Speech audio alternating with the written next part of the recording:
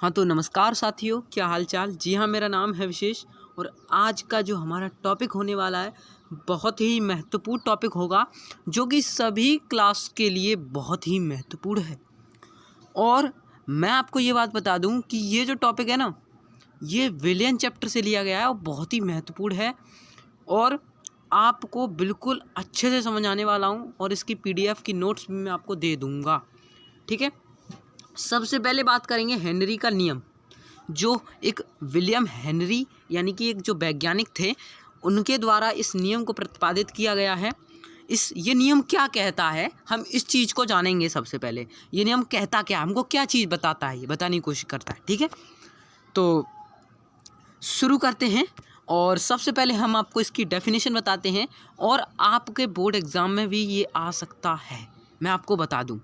ठीक है, सबसे पहले हेनरी का जो नियम है, हेनरी भाई साहब जी का जो नियम है वो क्या है कि इस नियम अनुसार स्थिर ताप पर, क्या स्थिर ताप यानी कि जो टेम्परेचर है, क्या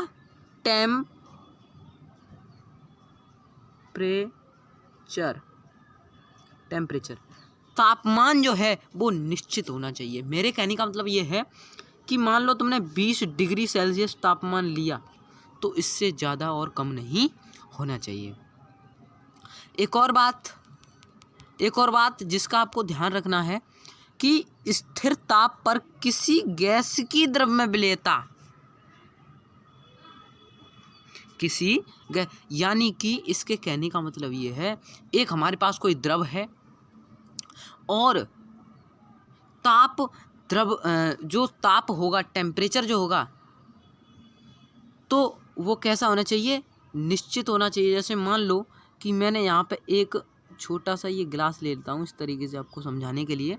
फॉर एग्जांपल, इसके अंदर मैंने लिया द्रव, ठीक है, या बोतल मान सकते हो आप इसको, द्रव लिया। इसके अंदर द्रव लेने के बाद मैंने इसमें डाली गैस, जिसको कि आप जानते ही होंगे, गैस तो गैस होती है। ठीक है, बात क्लियर है। देखो, इसके अंदर मैंने क्या किया कि गैस डाल दी। अब गैस जो डाली मैंने, तो क्या गैस घुलेगी? तो नहीं घुलेगी। वो जब घुलती है जब गैस के दाब के समान अनुपाती होता है। बात समझ में आ रही हो अभी भैया? देखो, एक बात को हमेशा ध्यान रखना कि एम जो है वो किसके समानुपाती है, P, यानी कि M इसमें गैस की मात्रा और P गैस का दाब। बात क्लियर है? यानी कि ये नियम जो है वो हमसे ये कह रहा है चिल्ला के कि जितना तुम मुझ में दाब लगाओगे, द्रव में गैस को डालने पर तुम जितना दाब लगाओगे, मैं उतनी ही घुलूंगी। मेरा मतलब उतना ही घुलना पसंद करूंगी। ठीक है, बात क्लियर है। इसको हम ऐसे भी लिख सकते हैं, M बराबर KP या K बराबर PM। बिल्कुल बात क्लियर है। आई होप आपको यहाँ तक अच्छे से समझ में आया होगा। आगे देखो, अब यहाँ पर जो हमने यहाँ पर बात की है, अतः ये जो है हमारा है ना, इनमें जैसे M समानुपाती P, M बराबर KP, K बराबर PM। और हाँ, एक बात का हमेशा ध्यान रखना, ये हिंदी मीडियम के लिए बहुत ही ज़्यादा महत्वपूर्ण टॉपिक है और अंग्रेजी मीडियम के लिए भी है। ठीक है, बात क्लियर है। अब आगे बढ़ाते हैं थोड़ा।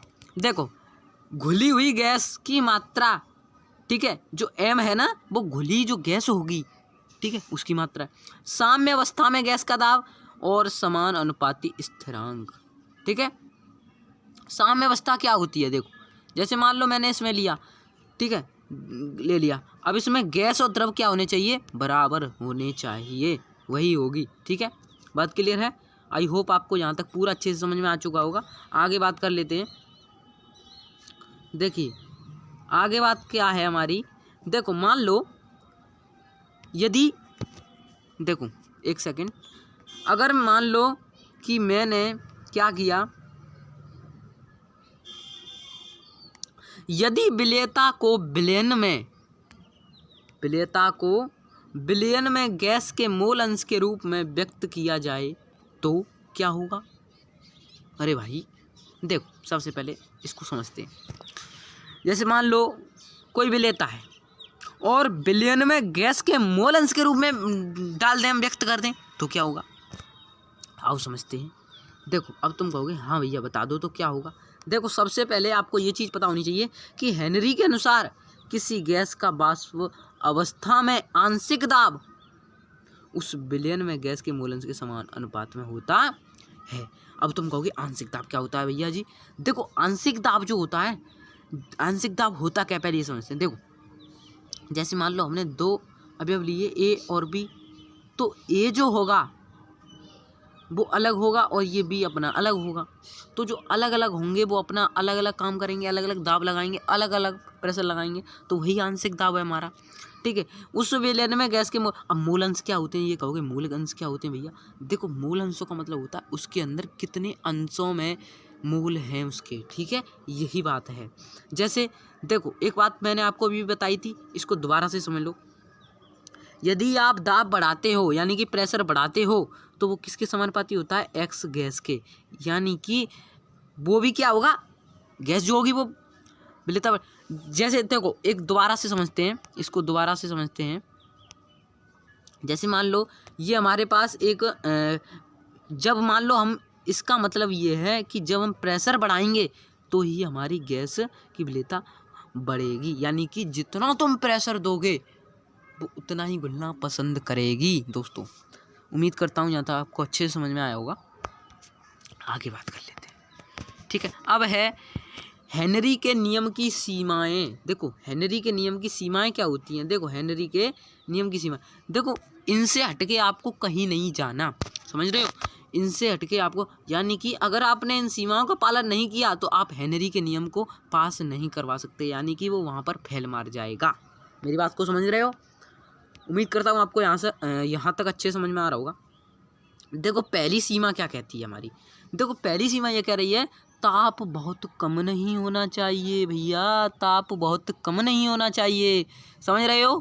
ताप जो है वो निश्चित होना चाहिए और न कम होना चाहिए और ना ही ज़्यादा, यानी कि निश्चित स्थिर होना चाहिए, समझ रहे हो? आई होप आपको समझ में आ रहा होगा एंड पूरी कोशिश करूँगा अच्छे से अच्छा समझाने की। ठीक है, अब कहोगे भैया दूसरा पॉइंट क्या है? दूसरा पॉइंट कह रहा है दाब बहुत अधिक नहीं होना चाहिए, यहाँ ताप अधिक नहीं होना, ताप कम नहीं होना चाहिए और यहाँ दाब बहुत अधिक नहीं होना चाहिए। तुम कहोगे ठीक है भैया, अब कैसे?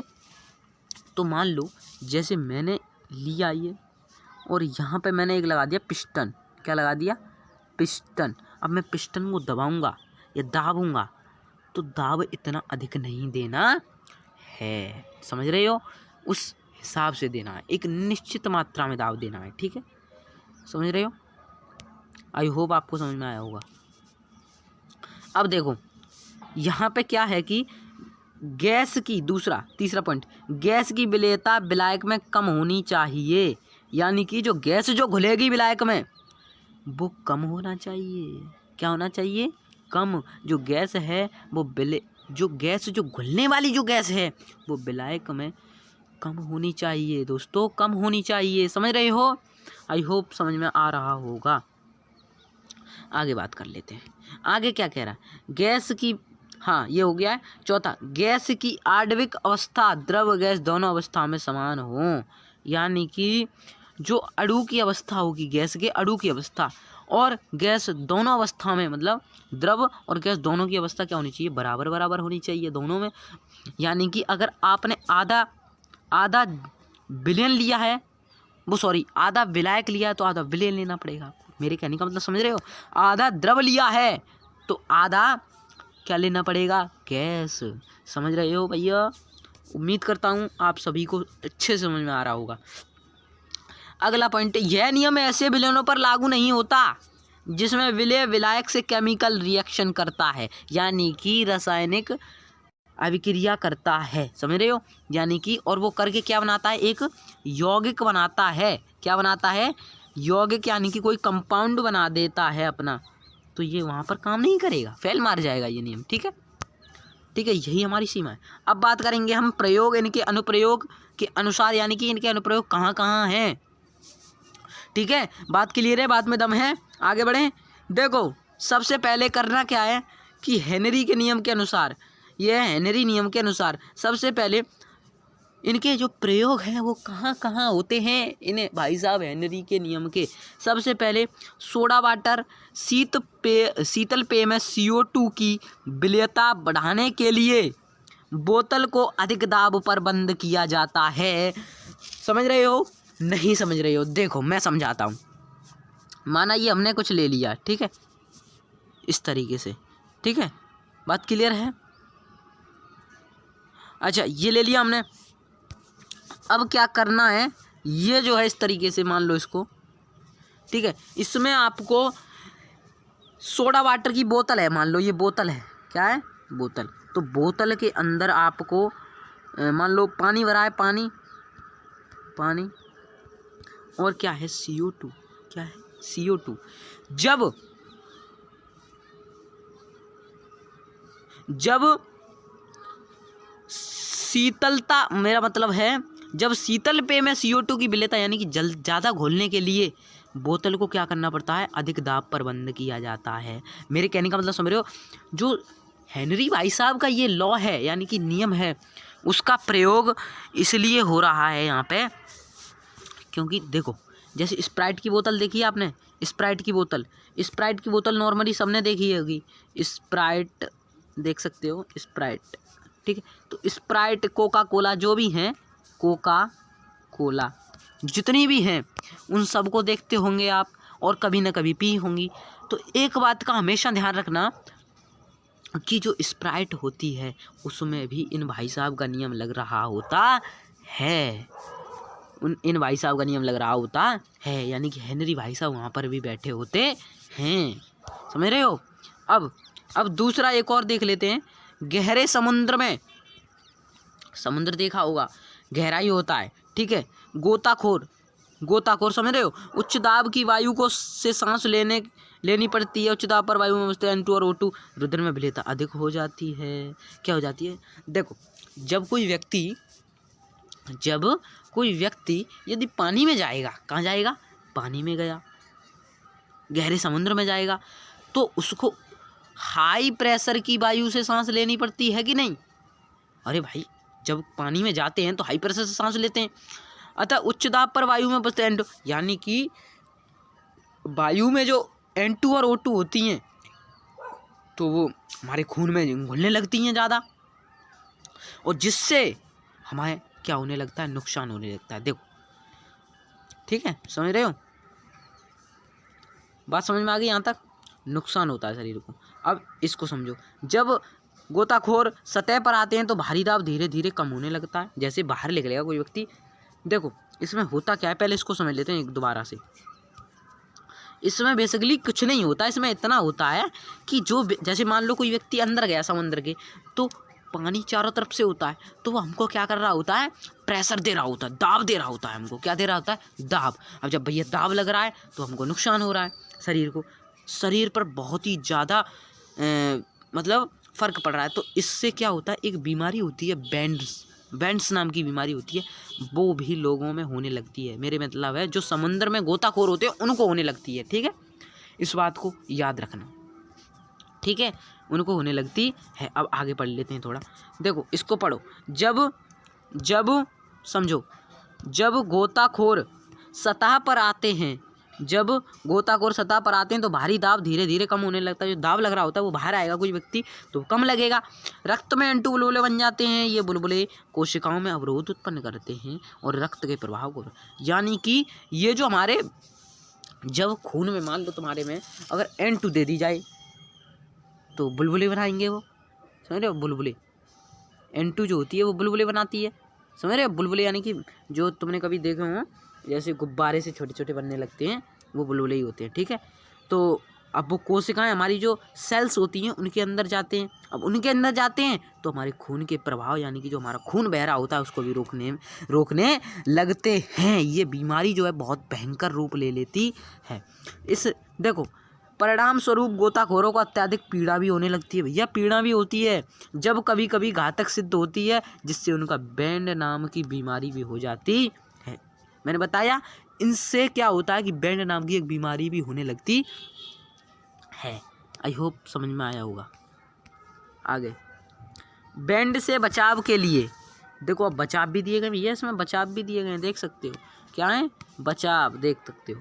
बैंड से बचाव के लिए गोताखोरों के गैस सिलेंडर में वायु के साथ HE गैस मिलाई जाती है। इसकी विलेयता कम, देखो मिलाई जाती है, क्यों मिलाई जाती है? क्योंकि विलेयता अधिक कम होती है, यानी कि ये कम घुलती है। क्या करती है? उसमें रुधिर में क्या घुलती है? कम घुलती है। समझ रहे हो?